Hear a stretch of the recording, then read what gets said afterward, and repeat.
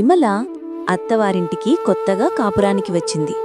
ఇల్లంతా చూసి తన అదృష్టాన్ని తానే నమ్మలేకపోయింది. లంకంత ఇల్లు, ఇంటినిండా నౌకర్లు, ఇదంతా విమలకు కలలా అనిపిస్తుంది.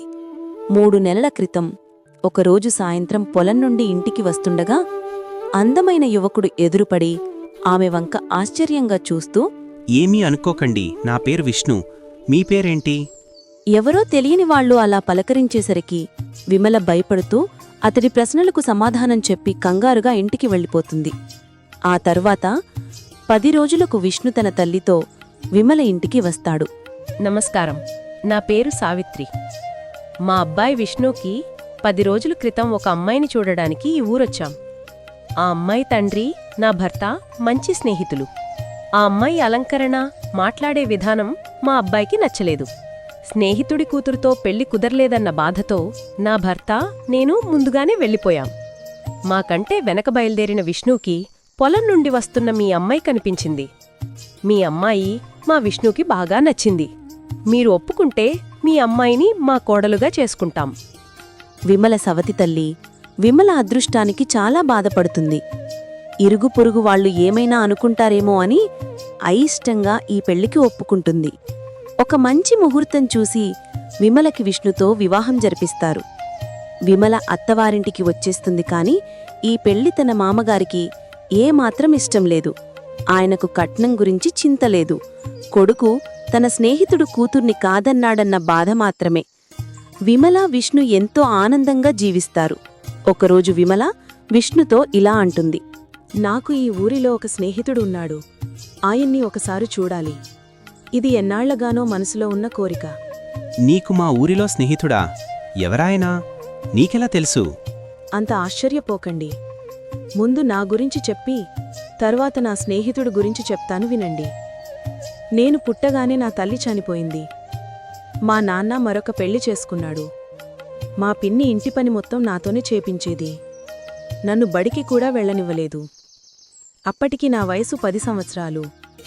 ఆ సంవత్సరం మా పిన్ని తమ్ముడికి వివాహం కుదిరింది. పెళ్లికి 10 రోజుల ముందే వాళ్ల తమ్ముడు ఇంటికి వెళ్ళడానికి బయలుదేరింది.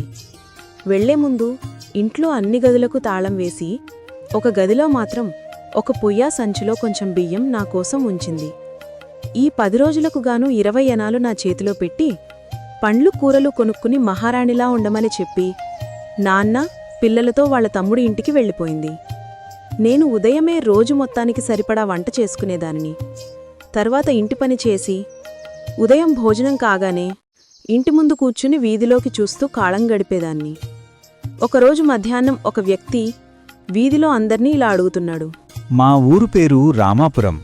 సముద్ర స్నానం చేద్దామని ఈ ఊరొచ్చాను. దారిలో ఎవరో నా దగ్గర్నుండి ధనం దొంగిలించారు. మా ఊరు వెళ్లేందుకు నాకు 16 అణాలవసరం. దయచేసి సాయం చేయండి. ఆ డబ్బును వెంటనే మా నౌకరు చేత పంపిస్తాను. కాని ఎవరూ అతనికి సహాయం చేయలేదు. నాకు జాలి కలిగి అతని దగ్గరకు వెళ్లాను. 16 అణాల ధనం సంగతి సరే, మీరు భోజనం చేశారా? ముందు నేను మా ఊరు వెళ్ళిపోవాలి. అక్కడికి వెళ్ళి భోజనం చేస్తాను. నేను ఆ 16 అణాలు ఇస్తాను. మీరు ముందు భోజనం చేయండి. ఎప్పుడు తిన్నారో ఏమిటో. అతను భోజనం చేసి చాలా కథలు కబుర్లు చెప్పి నన్ను బాగా నవ్వించారు. మీది ఏ ఊరు? మా ఊరు రామాపురం. చిన్నదానివైనా ఎంతో సహాయం చేశావు. మా ఊరి నుండి నీకు పట్టుబట్టలు కుట్టించి పంపిస్తాను. నేను ఇచ్చిన డబ్బులు తీసుకున్నప్పుడు అతని కళ్ళలో నీళ్లు వచ్చాయి. పాపా, ఒకవేళ ఎప్పుడైనా మా ఊరొస్తే మా ఇంటికి తప్పకుండా రావాలి. కష్టంలో ఆదుకున్న వాళ్లే నిజమైన స్నేహితులు. కాగితమివ్వు, నా చిరునామా రాసిస్తాను. ఒక కాగితంపై తన చిరునామా రాసి ఇచ్చారు. 2 రోజుల తర్వాత ఒక మనిషి పట్టుబట్టలు 100 రూపాయలు తెచ్చి నాకు ఇచ్చాడు. రామాపురం వచ్చినప్పుడు తప్పకుండా బాబుగారు ఇంటికి రమ్మన్నారు అని చెప్పాడు. ఆ డబ్బులలో 10 అణాలు ఖర్చయ్యేసరికి పిన్ని ఇంటికి వచ్చింది. జరిగినది తెలుసుకుని నా దగ్గర ఉన్న మొత్తం డబ్బులు తీసుకుంది. ఇది జరిగిన సంవత్సరానికి ఆరోగ్యం బాగోలేక మా నాన్న చనిపోయారు. పెళ్లి నిశ్చయానికి ముందు మీది రామాపురం అని తెలిసి నాకు చాలా సంతోషం కలిగింది. తండ్రి ప్రేమ ఎలా ఉంటుందో ఆయన వల్లే నాకు తెలిసింది. అంతా బాగానే ఉంది. ఆయన పేరు? ఆయన ఇచ్చిన కాగితం నా దగ్గరే ఉంది. కానీ నాకు చదువు రాదు కాబట్టి ఆయన గురించి తెలియదు. చదువు రాకపోతే ఎంత నష్టమో చూసావా? మీ స్నేహితుడిచ్చిన కాగితం తీసుకురా. విమల తన స్నేహితుడు ఇచ్చిన కాగితాన్ని విష్ణుకి ఇస్తుంది. మీ చిన్ననాటి స్నేహితుడు మరెవరో కాదు, మా నాన్నే. వయస్సు పెరగడంతో పాటు ముఖంలో వచ్చిన మార్పుల వల్ల విమల తన చిన్ననాటి స్నేహితుణ్ణి గుర్తుపట్టలేకపోయింది. మీరు దీన్ని గుర్తుపట్టగలరా నాన్నా?